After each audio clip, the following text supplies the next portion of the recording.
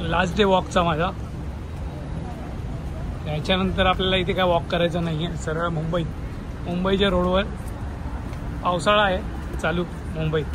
इथे पण मध्ये मध्ये पाऊस पडतो एकदम भयानक असतो यार. म्हणजे मी आज दुपारी तर मला वाटलं का बापरे, मी डायरेक्ट संध्याकाळचा विचार केला की मी एअरपोर्टला पोहोचणार कसा. मी कारने जाऊ की बसने जाऊ, काय करू. पण now it is in control. तुम्ही पाहता माझ्यासमोर की आता वाजले 6 संध्याकाळचे.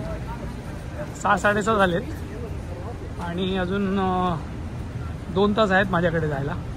कारण इकडनं एक 1.25 ते 1.5 तास लागेल मला एअरपोर्टला पोचायला. तर 12ची फ्लाईट आहे रात्रीची. मला थोडं लवकर जाणं आवश्यक आहे. कुठे गडबड नको व्हायला. काय आपण परदेशातले आहोत. परत ती फ्लाईट मिस झाली आणि त्याच्यामुळे अजून काय इश्यू झाले किंवा चुकीची ट्रेन पकडली, काही इश्यू होऊ शकतात. म्हटलं थोडं वॉक घेऊया आणि त्याच्यानंतर पुन्हा आपण आपल्या हॉस्टेलवर जाऊया. आणि हे इकडचा रेसिडेन्शियल एरिया आहे, खूप चांगला आहे, खूपच छान आहे. हे सगळं रेसिडेन्शियल आहे. हार्डली काही इकडे ऑफिसेस असतील.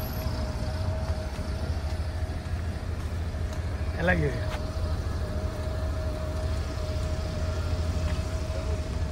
लोक स्माईल देतात बघून. तर मी तुम्हाला सांगितलं ना, एका दिवसा लोकांनी हा इकडचा रस्ता बनवला आणि तो डांबरीकरण केलं. संध्याकाळी पाहिलं चालू होतं काम आणि दुसऱ्या दिवशी रेडी.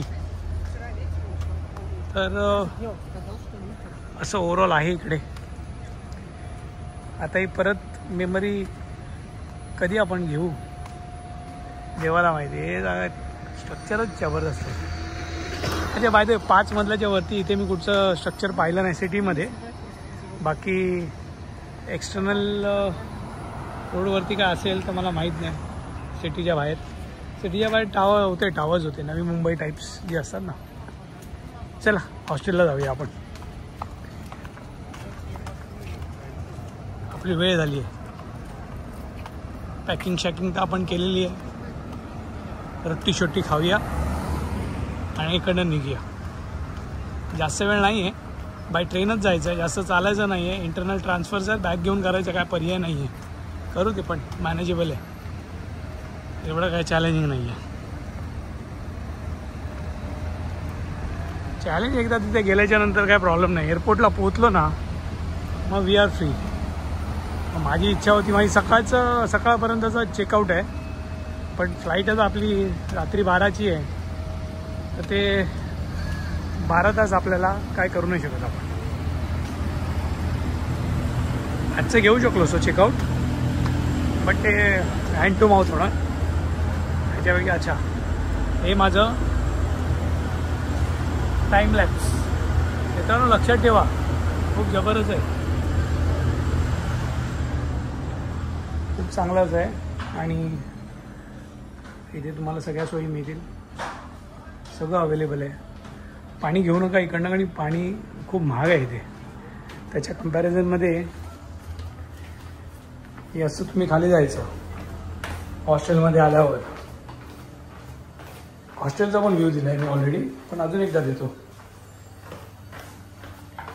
इथे तुम्ही तुमचे कपडे धुवू शकता, मशीन दिलेली आहे आणि त्याचे चार्जेस आहेत. Nothing is free.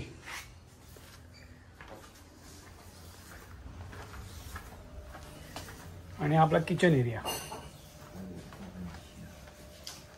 इकडे खाणं वगैरे बनतं, इथे बसून खाऊ शकतात. आणि हा एवढा पॅसेज खाण्याकरता. So this is all about hostel. आणि असे बॅग्स इथे लगेजसाठी ठेवलेले असतात, शूज वगैरे असतात. मित्रांनो राहणारी लोक इथे जी आहेत ती स्टुडंटसुद्धा आहेत, वर्किंग लोकंसुद्धा आहेत, सगळे आहेत. चला बसूया इथेच.